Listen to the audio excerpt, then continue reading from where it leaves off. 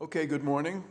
Today we'll talk about the sequential search model, introducing job loss, and the possibility of changing labor productivity. Last time we did the job loss as a modification of the search model. Remember, we start with a model where the decision is solely resting with the unemployed individual to either accept the job or continue to search.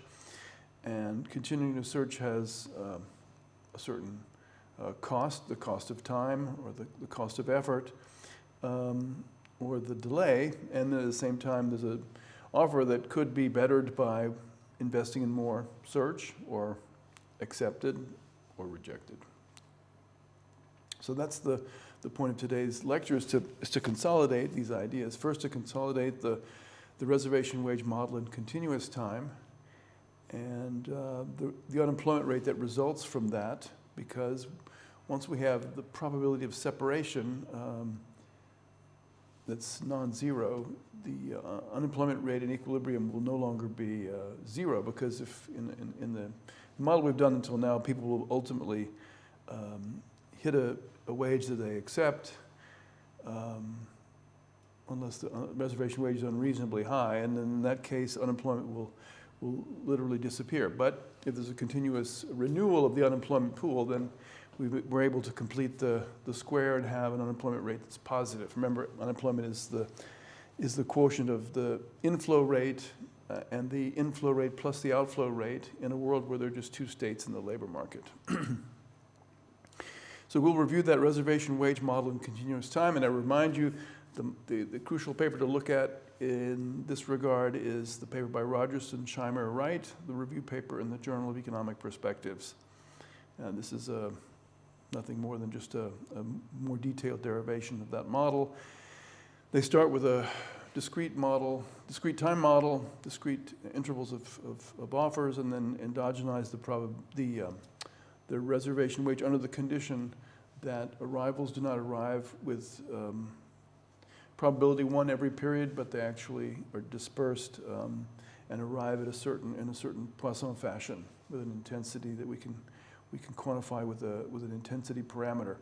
Then we'll consider the implications, and this is the big jump for today, would be to consider when unemployed people, individuals can invest resources in the sense of lifetime income in improving their arrival rate. So you can think of this as any sort of investment that would lead to a higher incidence of job offer, and that would, of course, under the conditions we've assumed, would enhance the value of search. So there will be some gain and some cost, and the optimal behavior will certainly be in the spirit of neoclassical economics, an equation of the marginal cost and marginal benefit of investing in that search, that job arrival rate. And we'll have some other discussion there along the line. And then finally, we'll discuss a very important bridge to the next part of the course, which is to allow for on-the-job search. On-the-job search would mean that even though I have a job paying W, I can accept job offers that pay more than W and leave my current employment. And that would, of course, affect the job, the value of the job. It would affect the value of being unemployed, depending on the arrival rate of job offers in unemployment and in employment. And having done that, we'll derive the reservation wage under these conditions in the case that the worker can actually get a job offer. But the bridge to that model has to be the one we're going to discuss today, which is what happens if productivity on the job can change exogenously, and the worker is faced with a decision, given that the wage is linked to the productivity of the worker. Or you might also say the worker is facing a changing wage. It's a little bit less obvious why that would be the case, but maybe a worker's productivity is linked to her wage. The wage is linked to productivity, so when productivity changes, the worker's wage changes, and the worker can decide to stay on the job and continue to work at that new wage, or leave and rejoin the pool of unemployment. So this is sort of a motivation for the on-the-job search model that we will discuss later, especially in the form of the model by Burda and Mortensen. Okay, so that's our plan for today. So we'll start by reviewing the derivation of the reservation wage. We'll do a continuous time version, and we introduced some new concepts last time. We introduced the hazard rate, the rate of exit from unemployed, conditional on being unemployed for a certain amount of time. In this model, all individuals are the same by assumption, so the hazard rate has fairly simple characteristics, but one could modify that. We'll talk about that in subsequent lectures. We talked about it last time in detail. We'll have the idea, the notion of a spell. How long does it take before the state of the labor market is changed or changes? How long does a person's unemployment duration last? So we can speak of spell duration as a number. We can speak of censored and uncensored spells that have actually been completed, meaning the person leaves unemployment either into a job and in reality possibly into retirement, out of the labor force. But we only have two states here, and we'll talk about censoring, which means that some spells we observe, spells of unemployment or spells of employment, have not yet been finished. These uncensored spells are different from the censored spell. We cut it off. We don't know when the spell will end, and that also has some implications for making inference on what we can observe in the labor market. And finally, we talked about worker and job turnover last time. So let's return to that derivation just to review things. We started with a discrete time problem where the worker receives a wage offer, and exactly one wage offer per period. So that sort of focused our attention on the notion of an optimal stopping problem. And this is just a motivator, because we know that some workers receive job offers frequently if they're unemployed and some don't.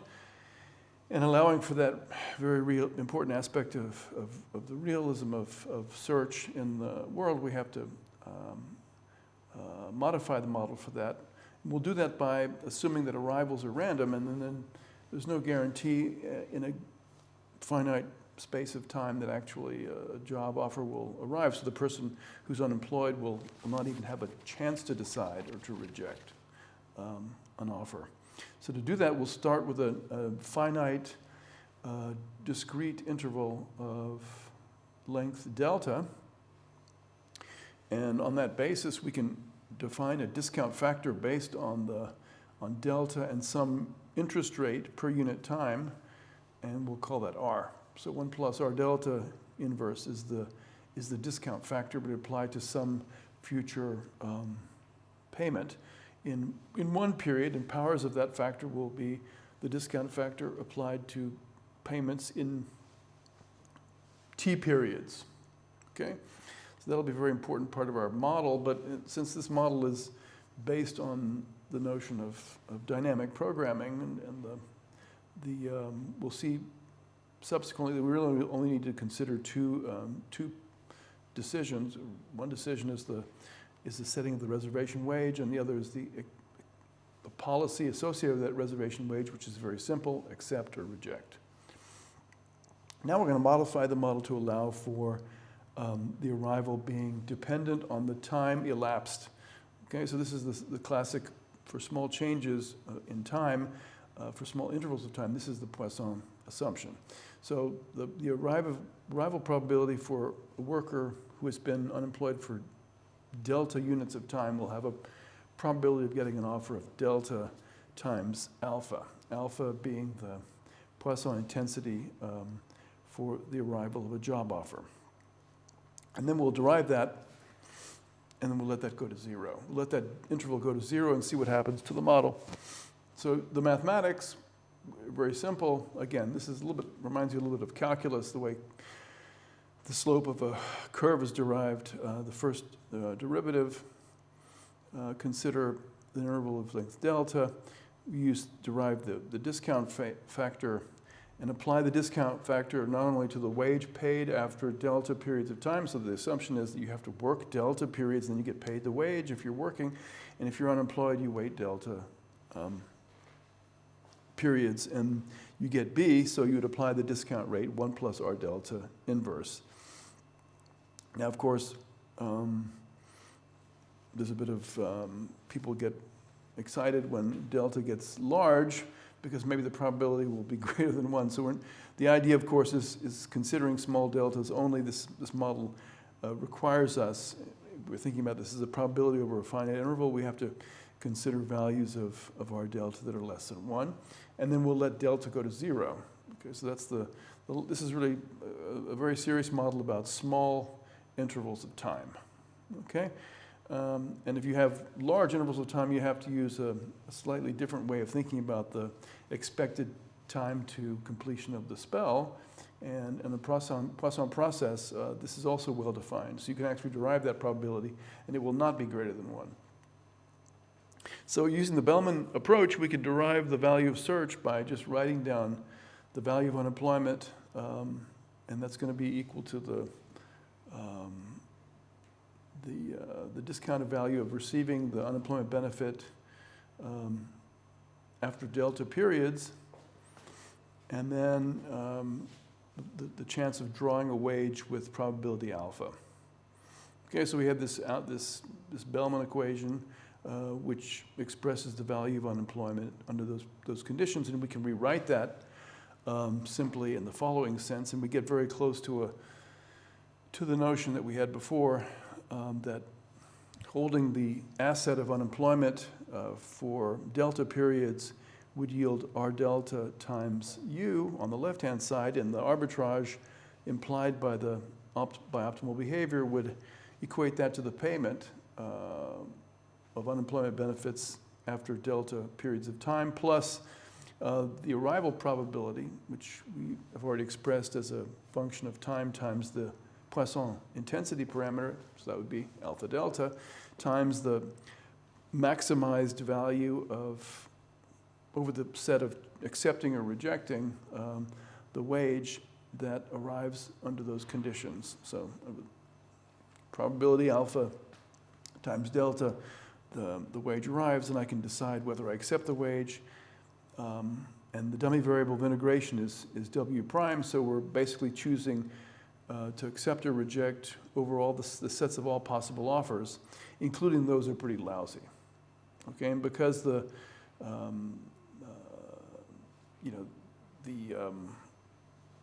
comparing this all the time with just sitting back and continuing to be unemployed, we'll really only choose the better of those two options, and that means there'll be a reservation wage strategy, and therefore we can move to the next stage, which would be to write the reservation wage as the indifference condition between unemployment and accepting the job at that low reservation wage.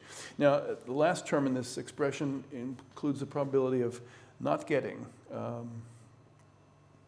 the offer, which would be the continuation value of unemployment. So this is a net term that results from rewriting. And if we take that term into the integral, we can rewrite, we can eliminate that minus U delta times alpha, or alpha delta, to express this maximization problem. Is basically, there's a probability of alpha delta that something happens, and when it happens, either I get nothing or I get the gain, which would be implied by doing better than going into unemployment.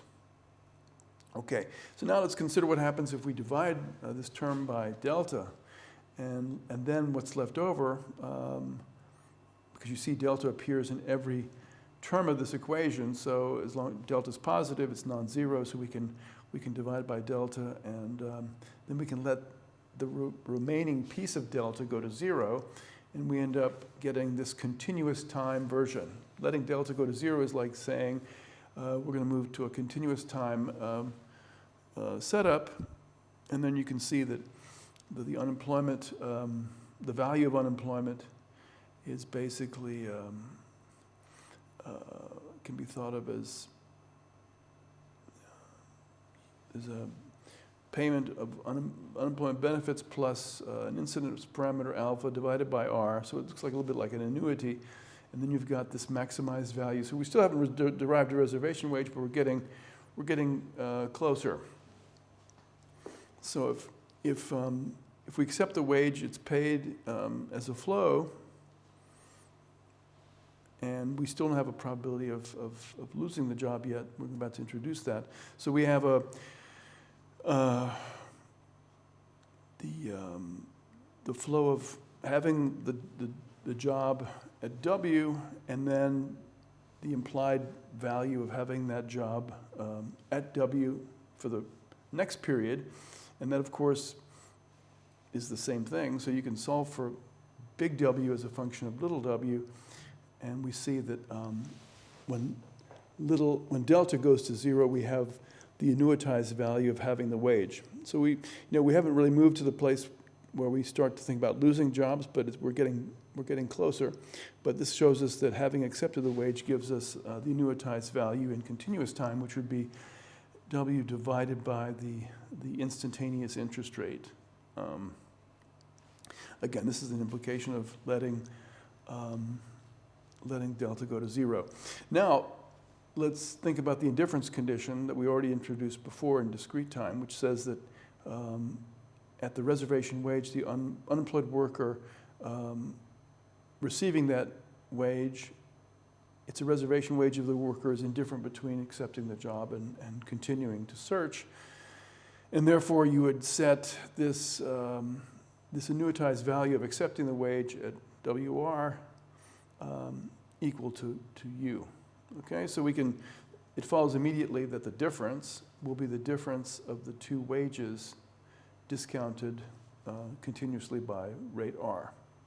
Okay, so having done that, we can then solve for the reservation wage, and we can eliminate U from our equation, and the reservation wage is equal to this income and unemployment plus something, which is always positive. And remember, there's no risk in this particular setup yet of losing your job. We're treating the job as an annuity. So we can derive in continuous time the following expression. Using an integration part by parts, we can move from the first equation, the first expression for the reservation wage, to the second. And the second one is usually the preferred way of expressing it. And recalling that W prime is the dummy variable of integration, we can express the reservation wage as a function of the CDF of the offer distribution.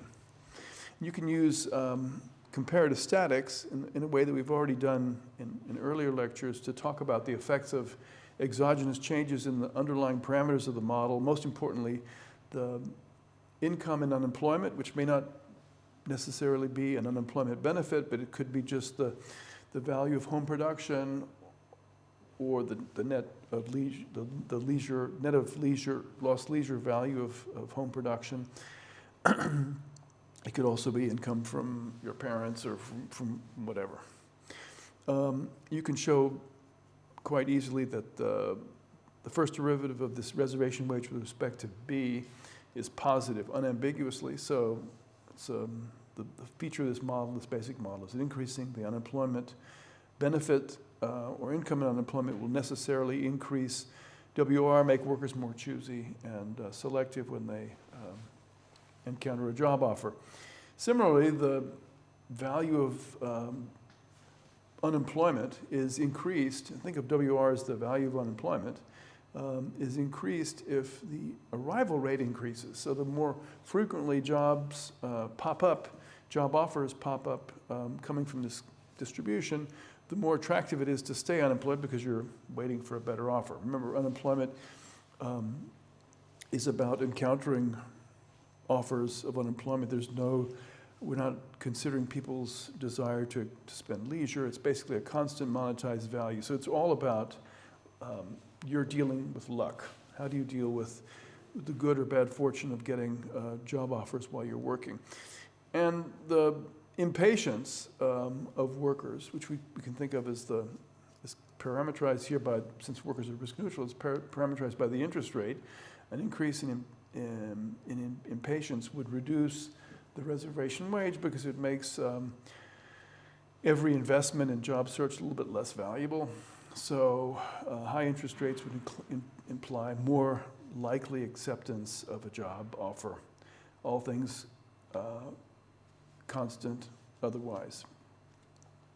And finally, we showed, or one can show, that if the worker is encountering a new CDF, which stochastically dominates the first one, then the reservation wage of the second situation will exceed that of the first. Okay, so this is kind of, and I should remind you, the way you find this is to use Leibniz rule from calculus. I like to stress there are probably two ways of thinking about this that are productive. One is to think of the bounds of integration as being functions of x, and then taking the derivative of this integral on the left-hand side, differentiating the integral from this definite integral from a of x to b of x, both being functions, potential functions of x, and differentiating that expression on that closed interval with respect to x. And there are three pieces that result. Think of changing x as having two outcomes or two effects at the intervals, at the endpoints of the integration interval, and then the third effect is affecting the position of the function, holding the endpoints constant. That's probably the most intuitive way of thinking about this derivative. This is a standard expression that you learn in high school calculus, maybe in college calculus. But at any rate, there's another way of looking at it, which is if you take that expression that we had before and make it a function of some other constants or other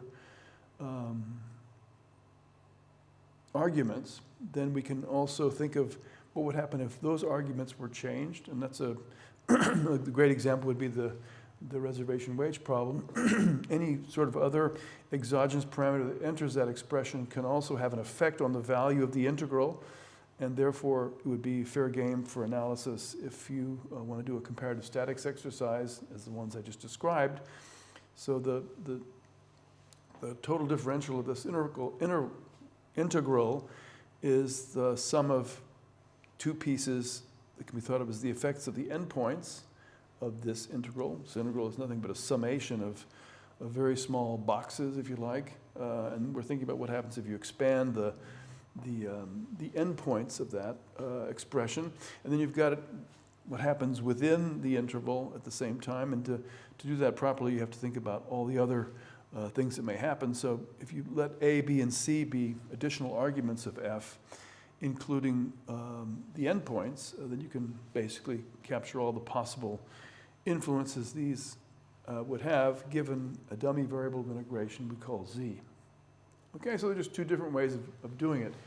And that will come in handy later on in the course when we start talking about the more advanced models of the reservation wage.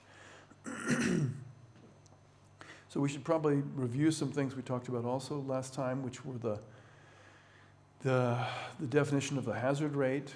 So the hazard rate in the model that we have looked at thus far would be a product, for an unemployed individual, would be the product of the arrival rate, and this is in a very, very small interval of time, times the probability of accepting an offer conditional on the arrival. And since all the arrivals have the same underlying distribution, the probability of acceptance would be 1 minus the cumulative distribution of the offer distribution evaluated at the reservation wage.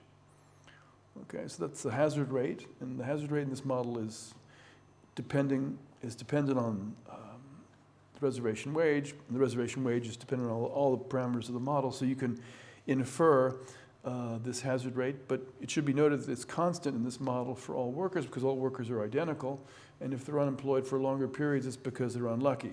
In the real world, you might think that other things might influence the hazard rate, including the endogenous determination of the arrival rate. If workers can influence the arrival rate by their behavior, this would affect the exit rate from unemployment.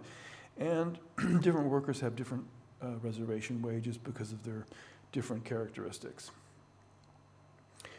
Okay, so the more general formulation of the hazard rate is the probability of terminating a spell of unemployment, having survived in the sense of having been in unemployment for T periods. And this need not be constant, obviously, and it can change. And we can think of the difference between a realized and an unrealized or incomplete spell.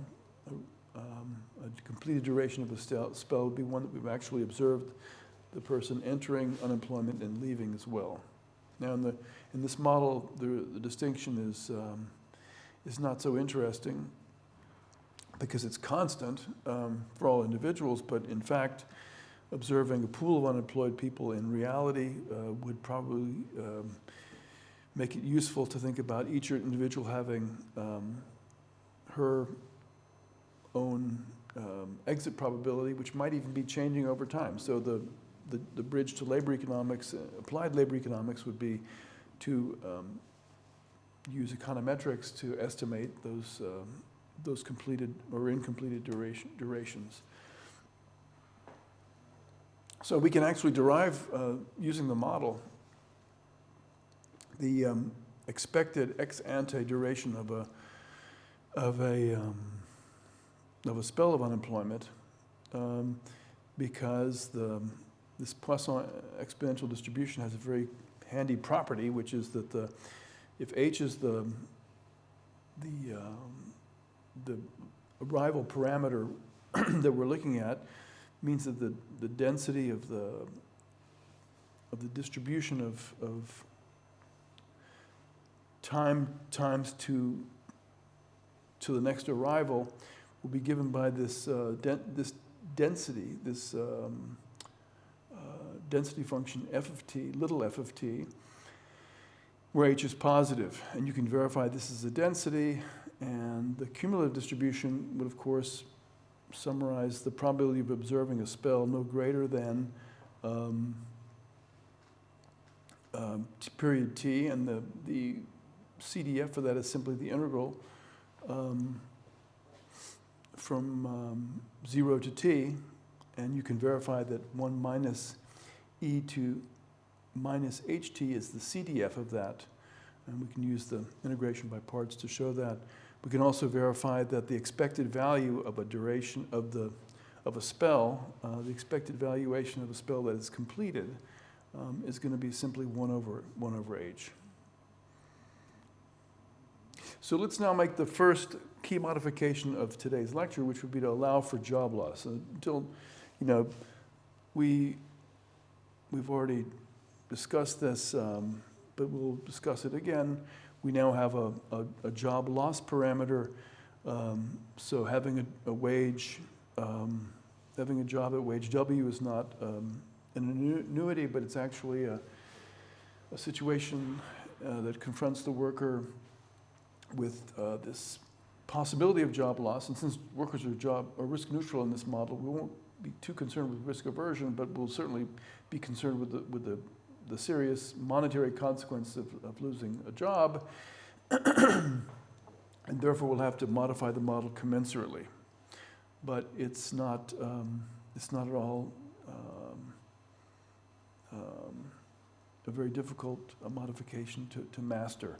Okay, so this incidence of losing the job is the equivalent of job destruction. So there is no renegotiation or chances of cutting a new deal. Basically, it means the worker falls back into the unemployment pool.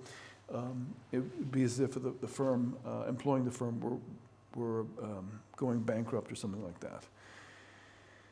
Okay. We use math to do this. It's you're right, in the continuous time framework, the asset value having a job at wage little w is can be thought of as a capitalized value of that asset, and it pays a per period return given by the product of the interest rate at that asset valuation. On the right-hand side, we have the arbitrage condition that defines that asset, which would be receiving the instantaneous wage W plus the probability of a capital loss, which means that unconditionally the worker falls into unemployment. Okay, and that implies that the value of unemployment is no longer as high as it was before, because having received a job does not mean keeping the job forever. It's no longer the wage divided by R, it's something else, because with intensity probability, or intensity parameter lambda, the job loses the job dissolves. Okay, so we have the reservation wage property again, because W prime is increasing, or non-decreasing in the wage, and therefore if we do use the math, we end up getting an indifference condition, which implies unemployment defined by this equation, the value of unemployment, applying the search criterion, the search model in the search mode, optimal search, would imply indifference between unemployment at under these conditions and accepting a job at the reservation wage. And we can write, for that reason, we can write out the indifference condition in the following way. But since unemployment is by construction equal to employment at the reservation wage, that second term of the left-hand side disappears, and we can rewrite the expression as follows. And since this is true for all W, then we can actually write R of W, and the difference between that and unemployment is simply the difference on the left-hand side between the value of having a job at wage W and the value of having of being in the unemployment pool and searching would be rewritten as follows. And therefore we can think of this, the gain of capital, the capital gain implied by finding a job that's acceptable will be determined by the distance, by the linear distance to the reservation wage on the right-hand side. And so the modification with respect to the previous model is that now this difference is diminished in its valuation by this lambda. So as long as lambda is positive, the value of accepting a job that exceeds the reservation wage will be less, and the gain from an unemployed person for leaving the unemployment pool will be less, will be smaller. We can insert this condition into the original integral that defined the reservation wage before, and we can effectively eliminate the expression W, the cap W from the integral. So we're very close to what we want, because R and lambda are constants, and we can factor them out of this expression. And basically we have the modification of the reservation wage that we had before. We can express re-express this term on the right-hand side, the second term, the maximand, because of the reservation wage property. Wages that are less than the reservation wage will be rejected, and therefore we can eliminate that part of the support because it has value 0. What's left over is the integral from WR, the lowest part of the distribution, to the top. Okay, and we can use integration by parts to get the expression that we usually strive to get, which is to eliminate the density. So the reservation wage can be written in the following way. It's very similar to what we had before, except now the delta waxes large, and the higher, the lambda, the term lambda is present in this expression, and the higher lambda will be, the lower the reservation wage will be. You can use that you can show that using comparative statics, which means that workers that are unemployed will be more likely to accept jobs under these conditions because the value of having a job at any given wage is no longer as high. Okay, and that's just what I just said. You can build on this new setup, which is more realistic, gives us the ability to actually calculate the rate of unemployment. Before we do that, think about the possibility of affecting alpha. So this comes from Sargent's textbook, or Lundquist and Sargent. You can basically imagine what would happen if I could affect the arrival rate, if I could do something, if I could trade off some wealth or resources to affect the arrival rate. And the presumption would be that the more resources I invest, if I buy a nice suit, or if I, take a shower, if I pay for a taxi, I can increase the arrival rate in some sense. And those costs may not only be positively related to the arrival rate, but they may also be increasing. So it's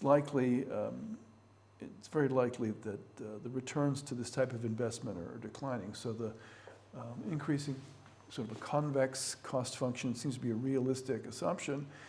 And we're measuring all these values in terms of real income.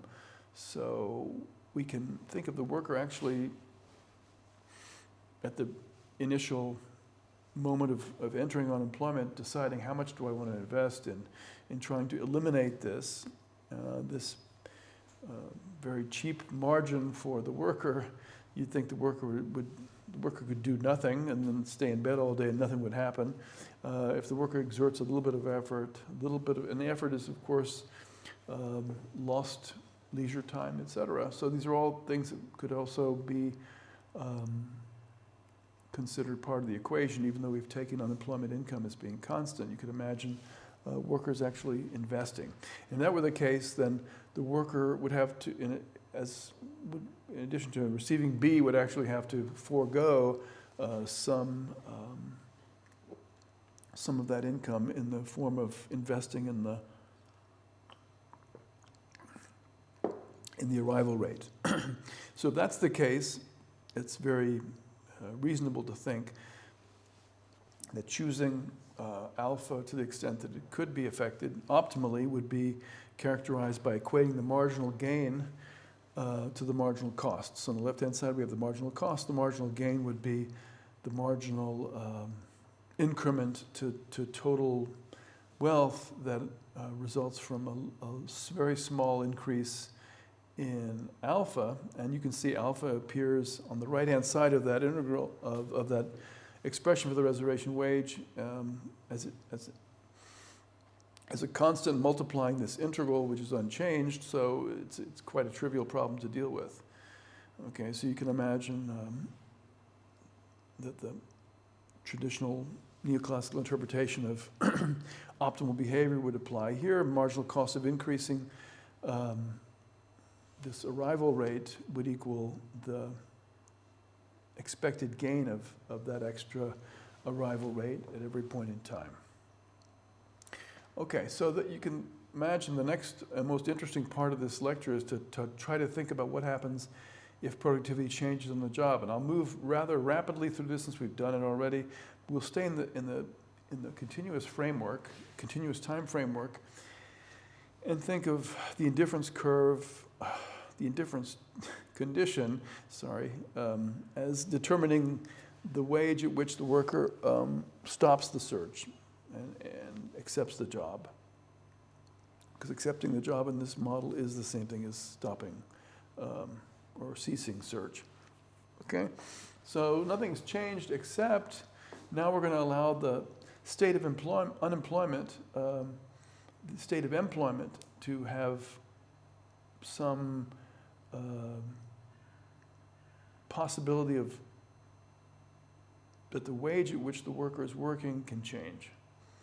So in the MP model, we recall vaguely that the wage was related to productivity because it was a sharing a Nash bargain, if you like. It was a simple sharing arrangement.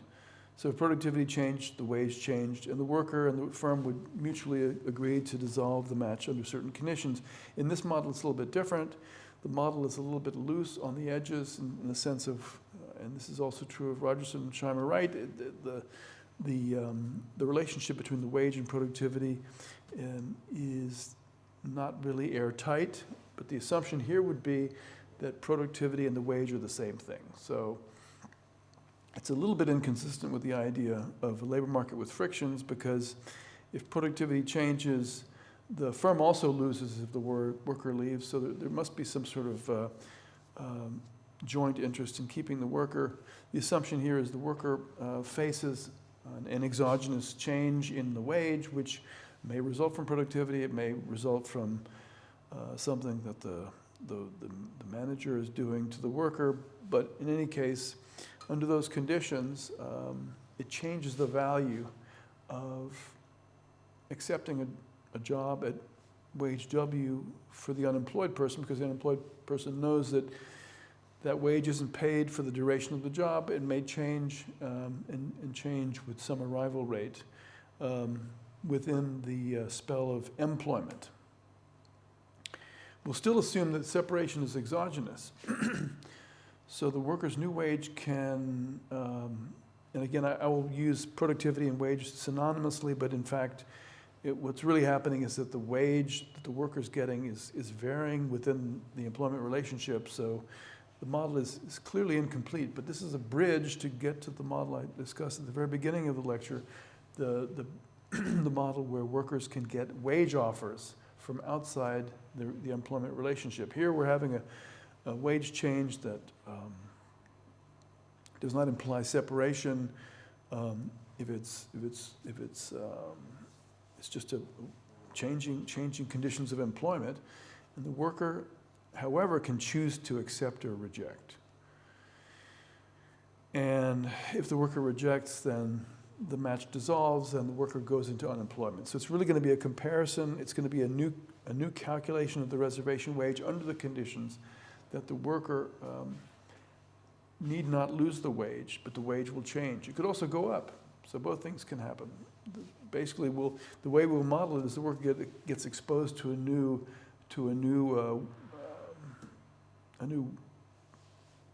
changing pay parameter, and the worker can accept it or reject it. If it rejects, however, it has to leave the job.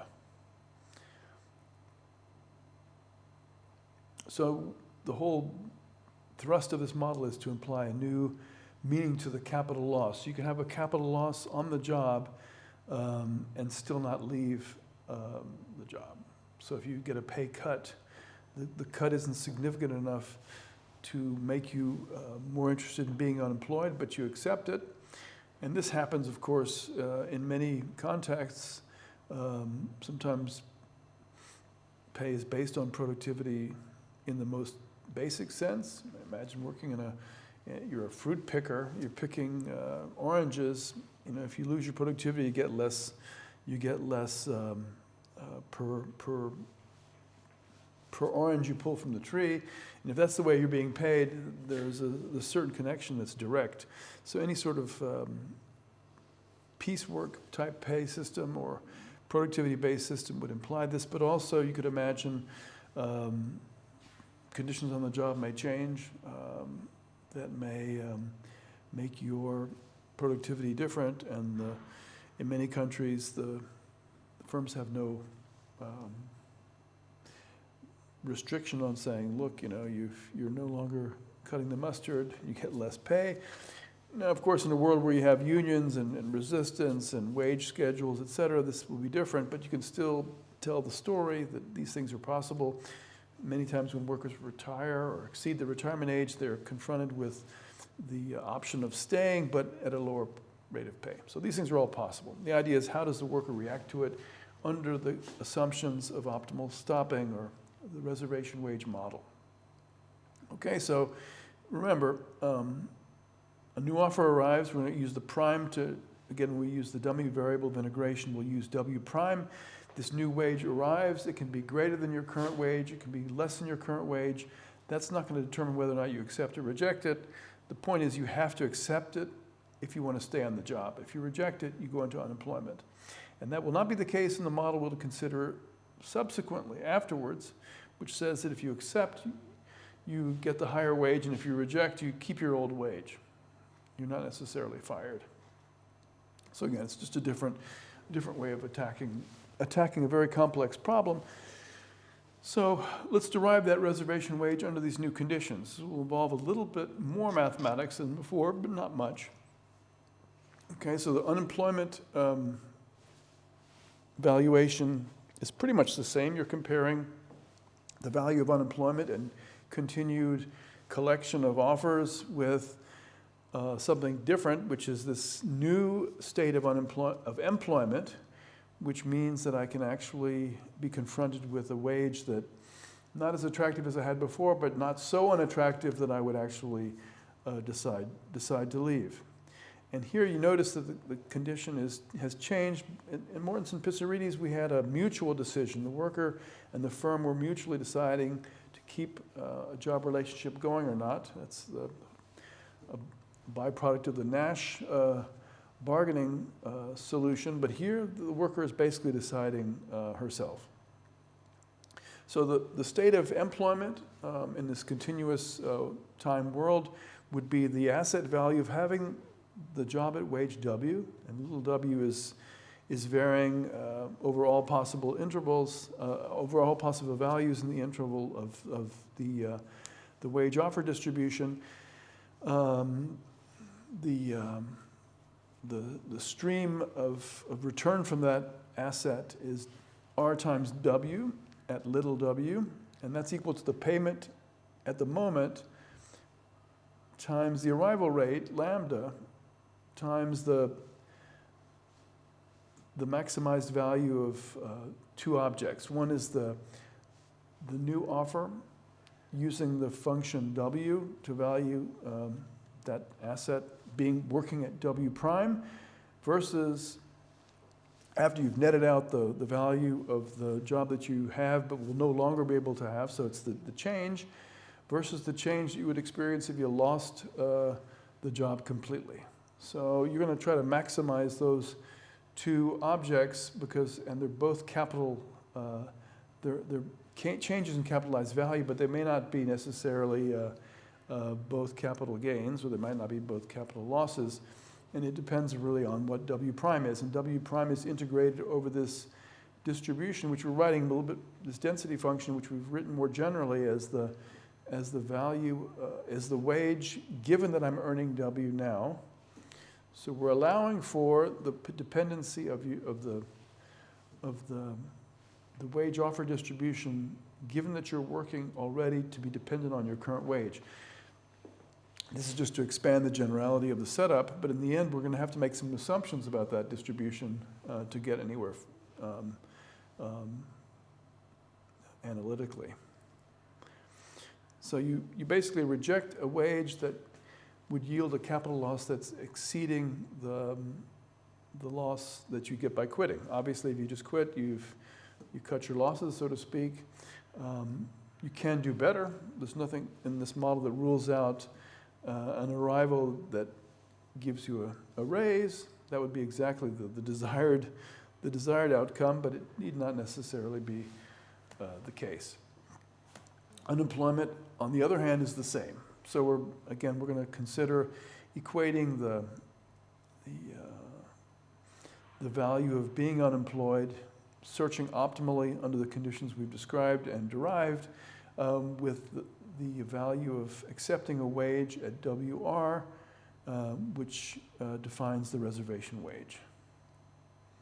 And we're also going to allow, again, this is important, we're going to allow these two distributions, at least at the first glance, to be different, potentially different. And you can see the differences that you're conditioning on the reservation wage in the latter problem. So since all unemployed people in this model are equivalent, we haven't allowed them to be differentiated, but if If they were, then the individual's reservation wage would matter, of course, potentially for the arrival rate, because you're unemployed, you might be considered a little bit different from someone who already has a job. So let's impose that indifference condition, see what happens. Okay, under those conditions, by construction, the reservation wage creates indifference between the state of unemployment and the state of work. And if that's the case, we know what the reservation, we know what the value of unemployment is to the optimal searcher, and we also know what it would be for the person who's working at WR, because we just derived it. So we can write it in the following way. And this is the big assumption, if the arrival of an offer for a person who's employed is coming from the same distribution as the arrival for a worker if she is unemployed, then we can simplify this because we're integrating over the same bounds of integration and we can rewrite this problem as follows. It's going to be basically a difference. It's going to be the sum of income and unemployment. The reservation wage will be based always on this income and unemployment, but it will also be a contest, if you like, between the arrival rate of offers while unemployed and the arrival rate of potential wage changes on the job. And of course, you can only take that last step under the conditions that those two density functions are identical. Okay, but if you allow me to do that, you can see that we've already got a very interesting insight, which is that the reservation wage can differ both positively and negatively from the income and unemployment. From income and unemployment, be it the unemployment benefit rate or some income that the household has at its disposal. And that difference will depend on this differential because the integral is always positive, okay, by the property of the reservation of the value of employment being increasing, monotone increasing in the wage. Okay, so in the special case where those two arrival rates are equal, then the reservation wage will equal the unemployment income level B. But it is certainly possible under these conditions to imagine a person very ready to take a job, having a reservation wage that's exceeded by income and unemployment because the value of being a worker implies a higher arrival rate of jobs than it would as unemployed. So even if the distributions are the same, if you can expose yourself to a higher rate of arrival, it will make the reservation wage lower and make the worker more likely to accept an offer. Okay, so one way of thinking about this would be how to understand an internship that pays very poorly or maybe nothing at all. The idea might be that accepting that internship gives me access to a lot of job offers, exposure to people looking at my CV and making some offer. Okay, so again, this is just opening up this possibility. We'll see that this property carries forward in the case of on-the-job search. On-the-job search meaning that you can reject offers on the job. But here you can't reject job offers, but you can still get exposed to more offers potentially through this arrival rate lambda.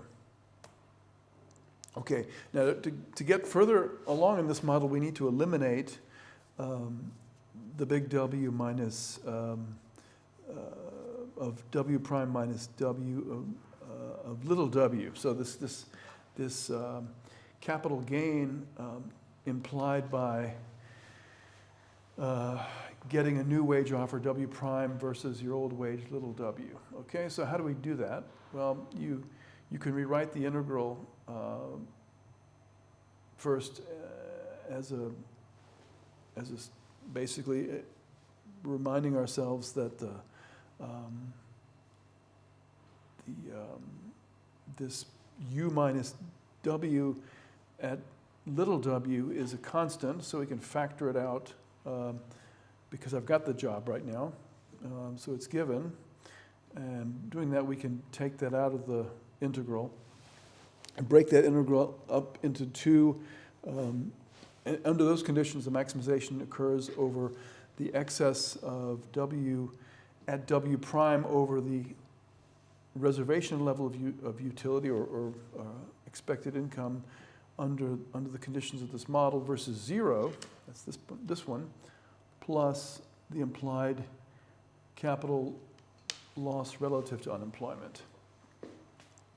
Okay, so you can, breaking up into two regions means we can also use monotonicity to see that the first integral is actually equal to 0, and in those states the capital loss will also be 0, bounded by 0. Okay, so that means we can rewrite that expression as an integral from the lower bound, the reservation wage, to the top of this capital gain plus the implied change in the value of working versus unemployment. Now we know that for any little w, we have for any wage that you're working at, this equation has to hold, and we know that the reservation wage implies a value of this asset at work, so we can take the difference between the first expression and the second, and we end up getting an expression that doesn't look as nice as it did before, because of this last term. It involves two different integrals, because these two integrals involve two different density functions.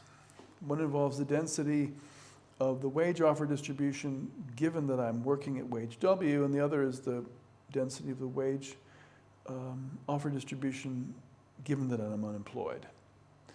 So the most controversial assumption of this model would be, and one can discuss it, which is we've basically got an issue that we have to judge empirically, and the way most of us consider this model is it's sort of a stepping stone. If these two densities are the same, then these two integrals are the same, and therefore this last term is equal to 0. Okay? So if it's not the case, we're going to have to actually make some new assumptions about the shift involved in the distribution of, and again, assuming the worker, unemployed or employed, has the same characteristics. The only reason these distributions might be different is because of discrimination against unemployed people, for example. Or possibly for objective reasons, maybe unemployed persons lose contact with the labor market and lose productivity.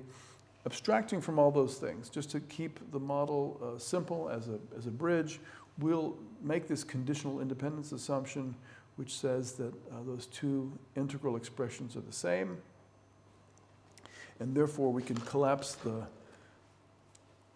valuation change with respect to the reservation wage as simply the discounted value of the difference using this sort of augmented discount rate R plus lambda. Okay, so again, this is a very strong assumption, and Rogerson, Scheimer, Wright also very clear about that, but it helps us move to the next stage, which is the job, on-the-job search model. Still, important to know that if we want to get anywhere with this model, we have to make some assumptions involving those two different distributions. And what we've done effectively is we've pushed all the difference in the arrival rate in employment and in the state of unemployment to this arrival rate. All the difference is the arrival rate and conditional on the same distribution of wages that are being offered under those two events. That need not be the case, and if it's not the case, then we have to throw the model in the toilet. So, you know, I claim this is useful. It's very useful because it allows us to rewrite, first to insert that expression for the implied capital gain for any arrival of W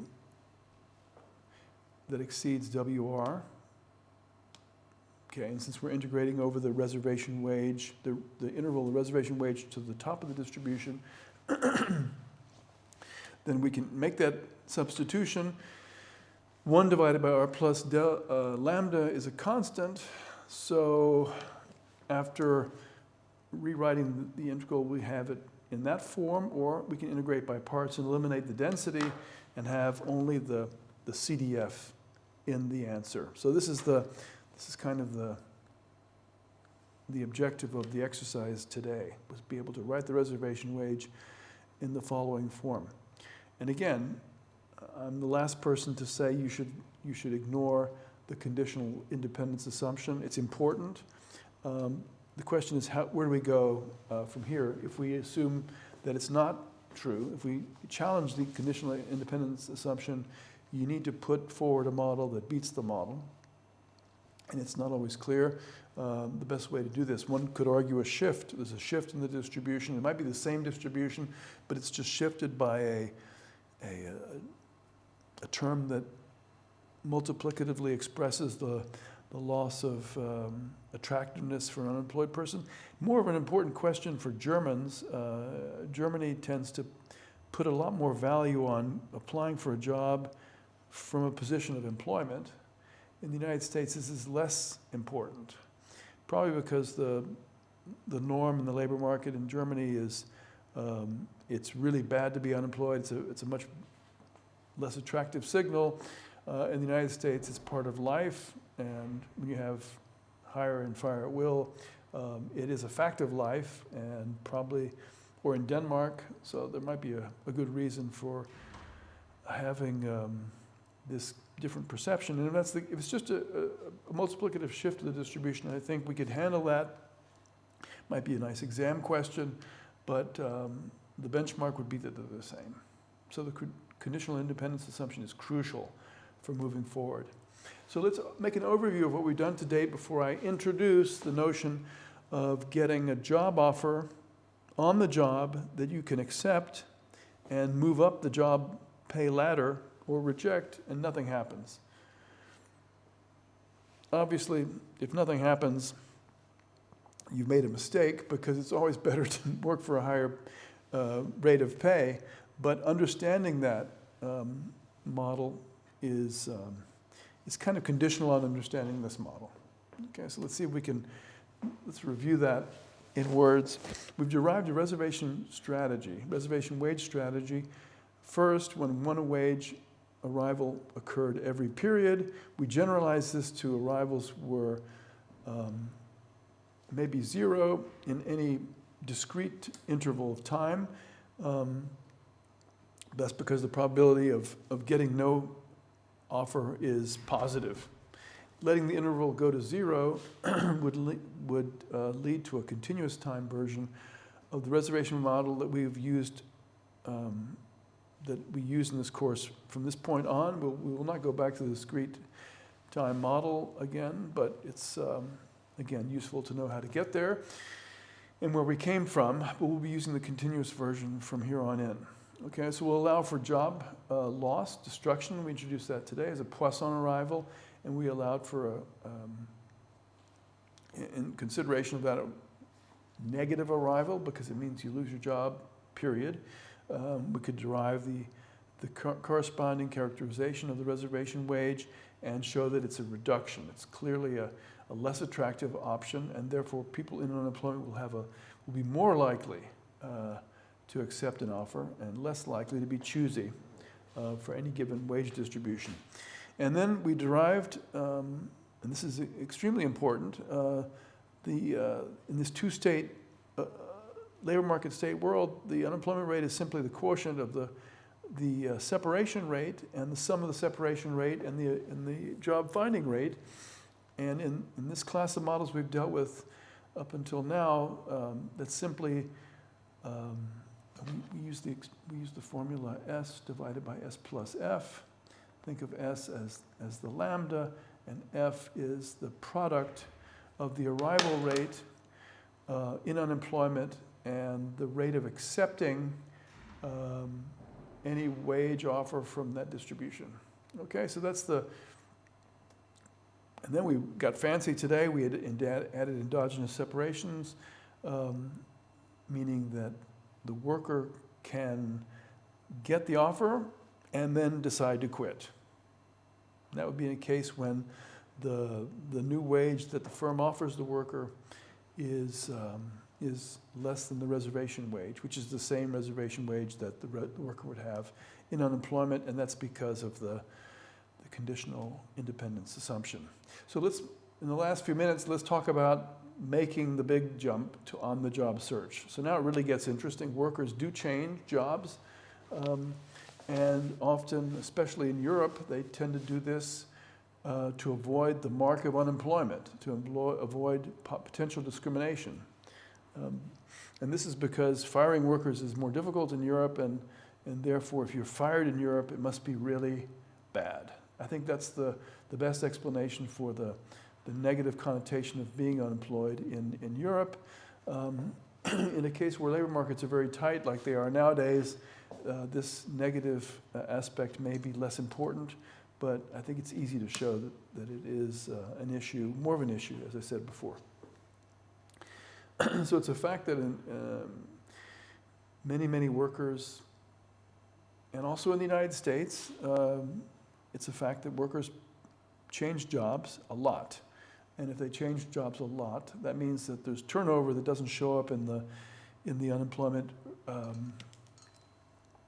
rate formula that we had before, because job-to-job transfers don't matter.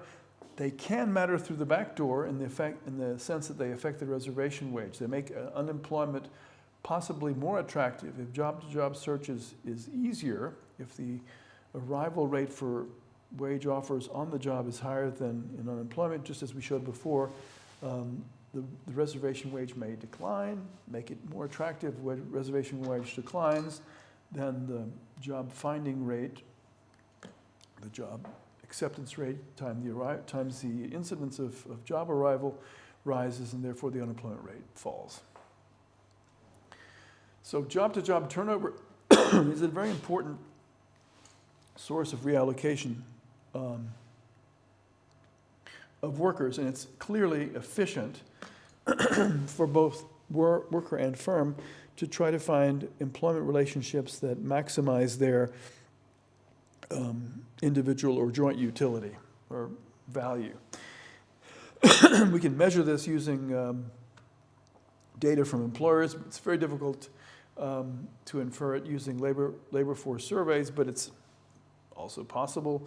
You can ask workers whether they changed their job or whether they've gotten a raise, but the best way is to look at administrative data administered by the agencies that are responsible for paying pensions in retirement or otherwise monitoring the labor market.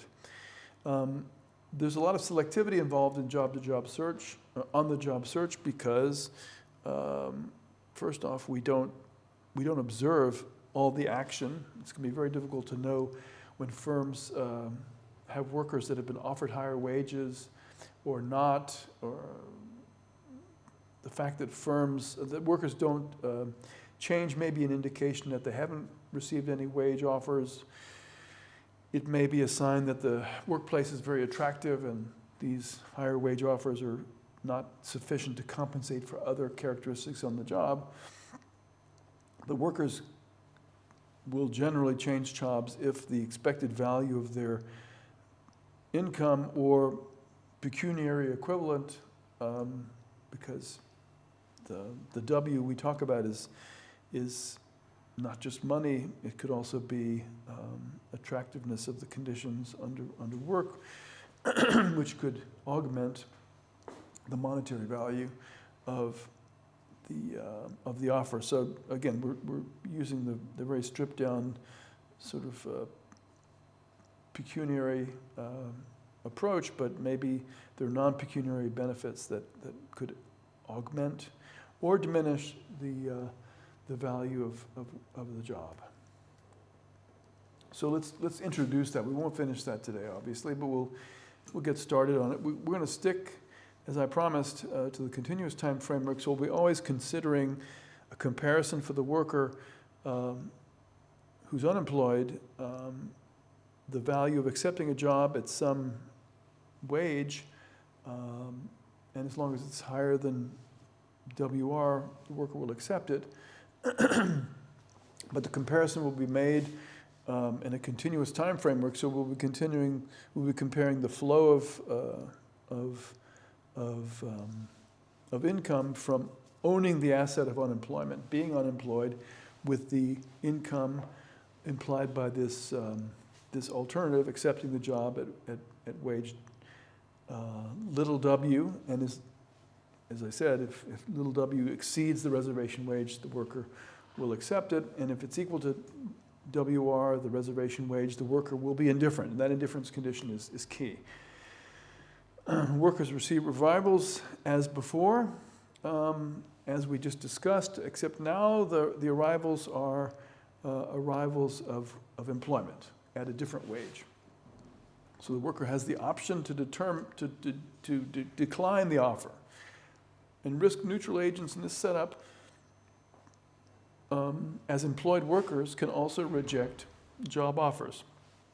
If you're already working for 50 euros an hour, you will not accept an offer, by assumption in this model, a wage offer of 40. Okay, and rejecting it has no consequence for you. It doesn't mean that you flow into unemployment. Okay, so these offers will be assumed to arrive according to a wage distribution that exists and is conditional on your current wage, and will have the same problem of deciding what the conditional wage distribution is, depending on whether you're employed at wage W or you're unemployed, not working at all. And then we're going to finally, and we'll probably get to this next week, we'll talk about the relationship between this fictitious, or at least in my eyes, unobservable job offer distribution that a worker is confronted with, and the actual accepted wages that we can observe in the Social Security statistics or the employment statistics or job surveys or firm surveys. So let's try that. Again, make this clear, we have to distinguish between a wage offer distribution, and that's the wage that the worker is confronted with as an alternative, either as an alternative to unemployment or as an alternative to the current employment at some wage. And the observed wage distribution is the one we actually see. So there's going to be a certain positive selection. If there is such thing as a reservation wage, we won't observe wages below that reservation wage by construction. Workers aren't stupid. They're not going to accept a wage that is less than the model's prediction. Now, under those assumptions, we can draw the conclusion that the offer wage distribution will be stochastically dominated in the first order sense by by this observed wage distribution. So we'll use the symbol G to represent the CDF of the wage that we observe in the data, and F is again this offer distribution, the wage offer that the worker receives either unemployed or on the job. So stochastic dominance is an important property for us. We're comparing distributions, and in earlier work, a mean preserving increase or decrease in the spread of a distribution was considered an interesting comparative statics experiment. Now people are moving more towards a stochastic dominance view of the world, because it's, and again, this is first order, so there are no crossings involved. If this is the wage offer distribution on the support 0, so you can literally get a 0 wage.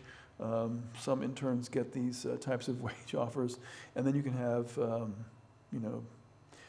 Bill Gates or Warren Buffett's wage, if you think of that as a wage, at the top, and then everything in between is distributed according to a CDF that looks like this, maybe something similar. And stochastic dominance would be implying that, in general, that G stochastically dominates first order F if for all values of W, G is less than F, and then at least for one less than or equal to F, and then for at least one value it's actually less than F. And since we're on a continuous distribution with no jumps, it'll be just a very simple characteristic that for some range of W, G lies below F in this picture, these two CDFs, okay? And if you have a reservation wage property, it's obvious that workers will not be accepting wages that are below their reservation wage, so we will never observe a firm employing a worker at a wage that's less than the reservation wage. Now, of course,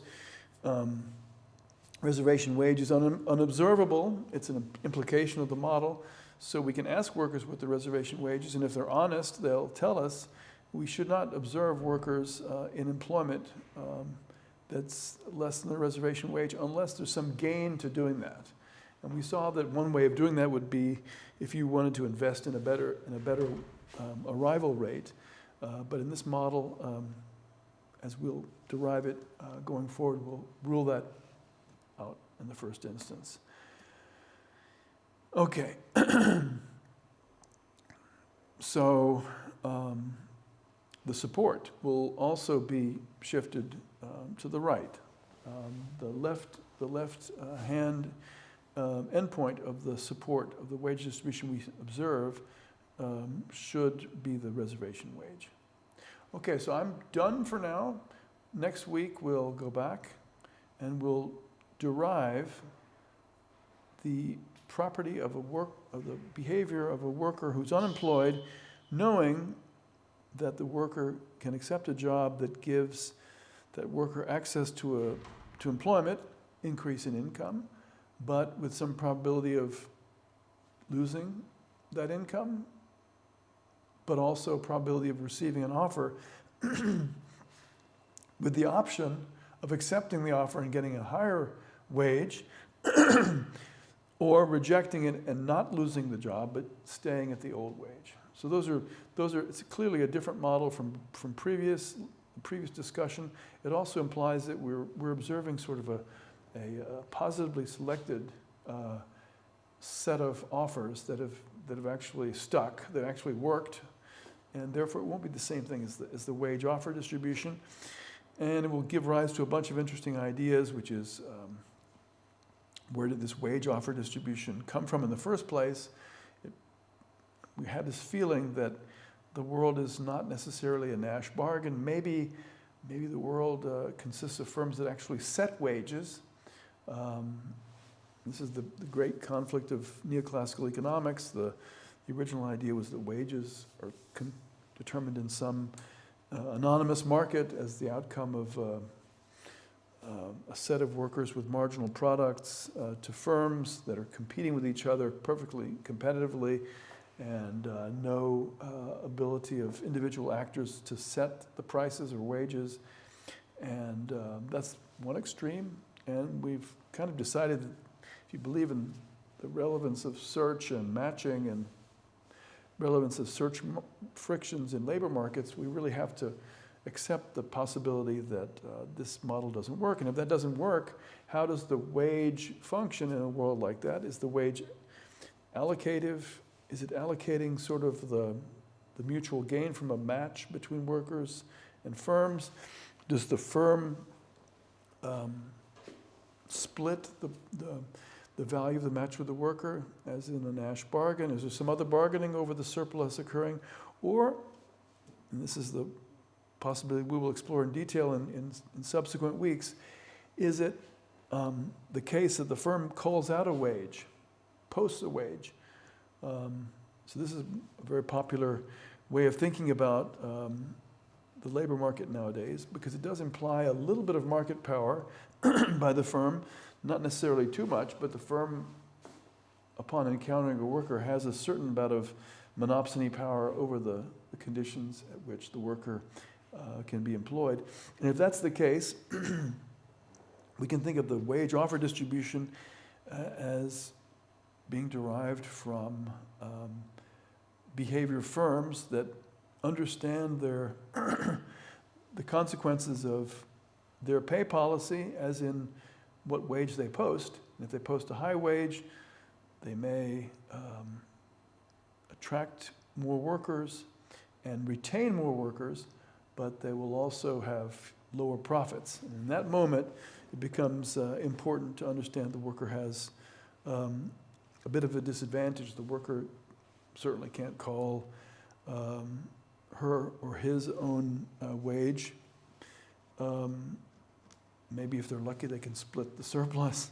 In most likely cases, the firm posts the wage and the worker decides whether to accept it or reject it. Okay, so keeping that in mind, what have we done today? Continuous time search. We looked at the reservation wage strategy in another light, namely tried to close the model. First in continuous time, then we closed it with respect to leaving employment. So a two-state model where the unemployment is not absorbed by employment means that we have to have some flow back of workers from productive employment, and that is achieved in the first instance by an exogenous arrival of job destruction. So thinking about these arrivals as Poisson processes, letting the interval of time go to zero means that we can do that in a very efficient way, and we have all sorts of interesting concepts that we can derive as a result. One is the probability of leaving the unemployment pool. The other is the duration of a spell, a particular incidence of employment or unemployment. We can talk about expected duration. We can talk about. We can also talk about heterogeneity among workers and the reasons why the hazard rate may not be constant. And then finally, we move to this new model, allowing for this sort of Zwischenschritt, sort of this halfway house between the pure, the model of search for a job, and you keep the same wage on the job for the duration until the job separates for exogenous reasons, or you can allow for productivity changes to occur on the job. And to do that, we need to make some assumptions about the distribution of wages being offered in unemployment to the worker versus those offered to the worker supposing that she works. And we call that the conditional independence assumption. If you're willing to make that assumption, the model gives us some very interesting insights into the value of working relative to the value of searching. It's not always obvious, looking at the search model, that it's always more advantageous to have a job, but it may cost you something. You may be locked in for some period, and if there's a possibility of getting a raise, a possibility of getting an increase, and not having commented on where this increase is coming from, I mean, it's coming from another offer. In a world of constant returns to scale, it doesn't really matter whether the job offers are coming from another firm or from the same firm with constant returns to scale. That's the assumption of the model. So it's probably more practical to think of the workers in a world where the size of the firm is not yet relevant. So we're keeping this really simple just to get the idea of search, the value of search, the value of employment, then now here the value of on-the-job search, which actually increases the value of having a job and decreases the value of being, we'll see, will actually decrease the value of being unemployed. And then finally, we looked at the implications for the wage distribution. This will become very important next week and the week after when we start endogenizing the offer distribution as opposed to the observed wage distribution. Okay? And then finally, comparing these distributions in a systematic way will prove useful in this course. Thanks for your attention, and I hope you have a nice week. We'll see you next time.